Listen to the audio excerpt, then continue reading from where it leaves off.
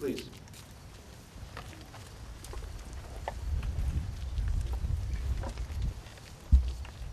Good morning.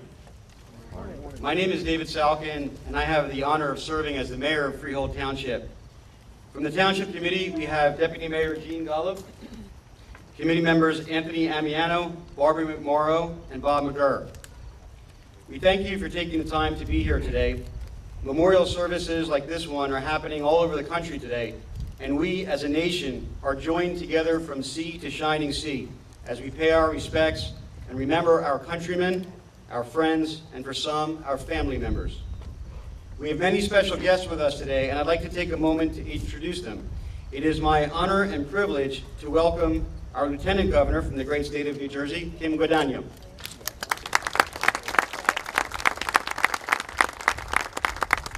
From the New Jersey State Senate, Jennifer Beck. Our Freeholder Director, Rob Clifton, from the Monmouth County Board of Chosen Freeholders, and I believe Tom Arnone is here somewhere too.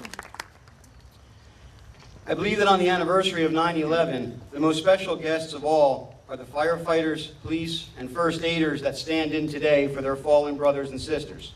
We have Fire Chiefs Nikki Colombo and Tom Luongo, as well as First Aid President Dave Kramer. To give you a sense of scale, all of the firefighters, first aiders, and police present here today don't equal the amount lost in one dark moment. Please give them a warm welcome.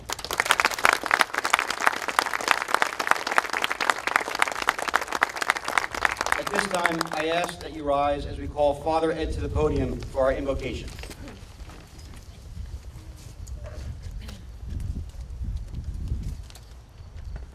This is a poem written by Roman Wittig, a 13-year-old seventh grader who lives in Ohio. On September 11th, we woke to a normal morning and got ready for the day. We never expected a tragedy that was headed our way. We got ready for school and work.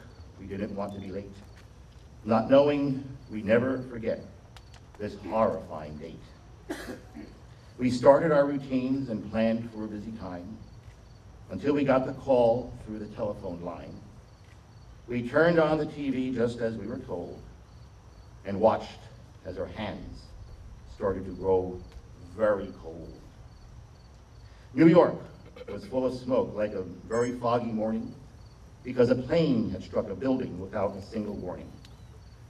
We all watched in silence as the second building was hit. I could not believe it. No, not one bit.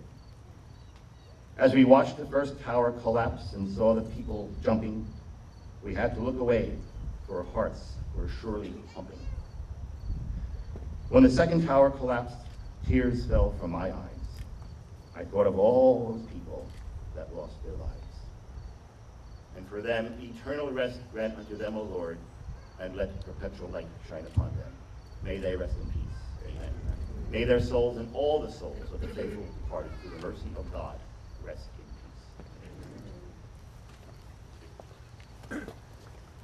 Thank you, Father. I now ask the Boy and Girl Scouts to come forward and lead us in the Pledge of Allegiance.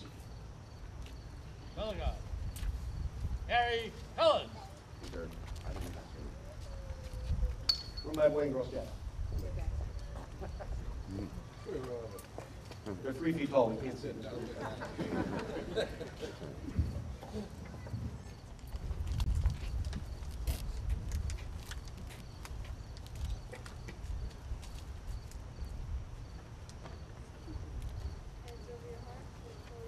Fellow God. Present. Home.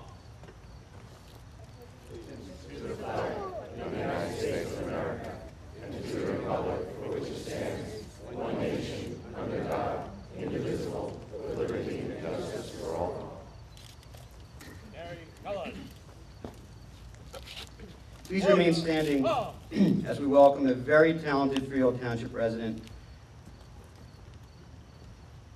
And your programs are wrong. Her name is Veronica Coles. That's a typo. I apologize. And Veronica is going to lead us in the national anthem. Come on. Harry Helen.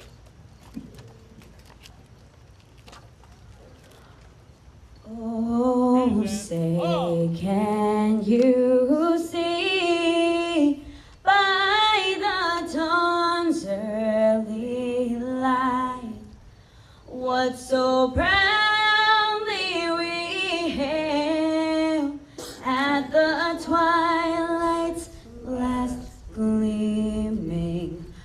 whose broad stripes and bright stars through the perilous fight, o'er the ramparts we watched, were so gallantly streaming, and the rocket's red glare, the bombs bursting in air, gave proof through the night that our flag was still there.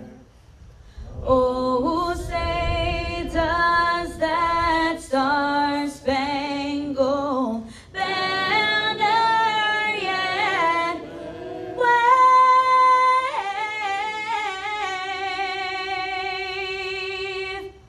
o'er the land of the free and the home of the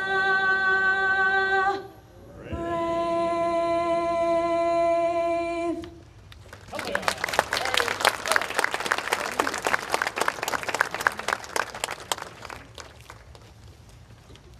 Thank you. Just she had a great voice. Order. Halt. At this time, I would introduce to you Rabbi Brooks Sussman. Please be seated. Hooray. Press. In 1964, the Rolling Stones had a hit with Jerry Ragavy's song, "Time Is on My Side." Who knew that those lyrics could have such meaning? Especially since we seem to waste so much of it, acting as though our time can never be used up. "You'll come running back to me" is the refrain. A decade removed from the attack on American soil, we cannot be so sanguine in our expectations. No, she will not come running back. No, he cannot. They never will. Their time ran out. What did we learn from this reality? Do we have greater respect for time now? How do we spend our time? Do we even remember today how that time touched us at that specific time? 10 years later, we still rush from place to place, attached to electronic devices that take us out of time. We consider our time as a given, a never-ending font of minutes and hours to be used at our pleasure. But 10 years ago today, time's reality entered our lives and our conscience, especially for us here in central New Jersey. Those moments from 8:46 to 9:03 when the towers were struck taught us how time controls the moment, how it catches up with us, how it stops us cold, and then redefines not only itself, but us as well. On that sun-dappled Tuesday morning, the sky filled with smoke and debris, its cloud coursed along our Jersey shoreline. Its smoke became holy. Weeks later, I was asked by a friend, "Brooks, it's about my windows. I live on the Upper West Side, and ever since that day, there has been a constant film on my windows. I am concerned that there must be human ashes mixed in with the soot. I want to wash my windows, but I fear this might be disrespectful to those whose ashes are mingled in there. What should I do?" Literally a decade has passed. What shall we do? The question lingers. Did that time change this time's reality? How can we pass what is now known as ground zero and not acknowledge that even today, as the wind rustles, we inhale that which is holy and sacred? We are not merely the rememberers. Rather, we become the vessels of and for their immortality. Has the passage of time dimmed the reality of those 17 minutes when we had one common focus?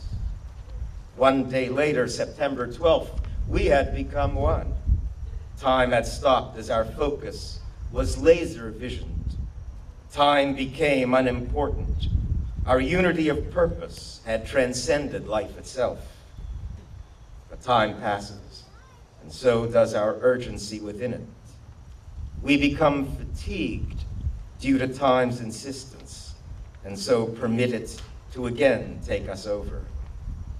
We have allowed ourselves to have become separated from the immediacy of that September time and what we had become in response to it.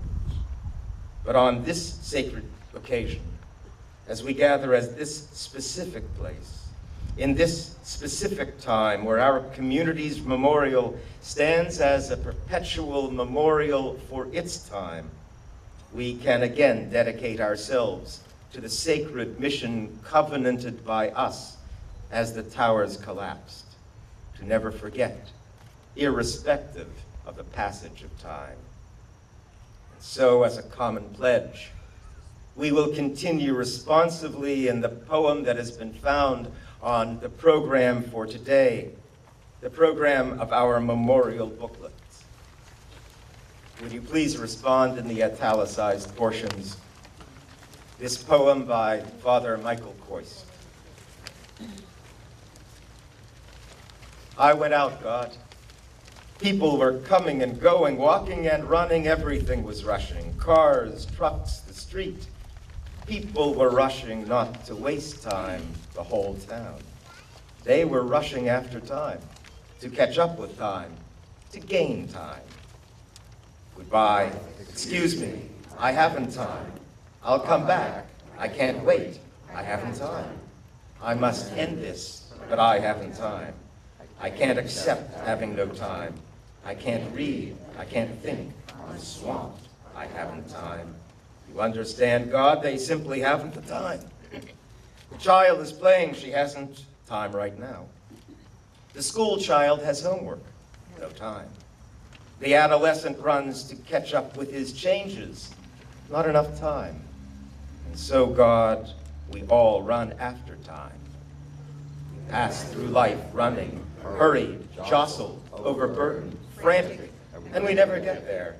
We still haven't time, in spite of all our efforts. We're so short of time. God, you must have made a mistake in your calculations. There is a big mistake somewhere. The hours are too short. The days are too short. Our lives are too short. You who are beyond time, you smile to see us fighting it, and you know what you are doing. You make no mistakes in your distribution of time to your creations. You give each of us time to do what you want us to do, but we must not deface time, waste time, kill time, for it is a gift that you gave us, but a perishable one, a gift that does not keep. Oh God, I have plenty of time. All the time you gave me, the years of my life, the days of my years, the hours of my days, they are all mine. Mine to fill quietly, calmly, but to fill completely.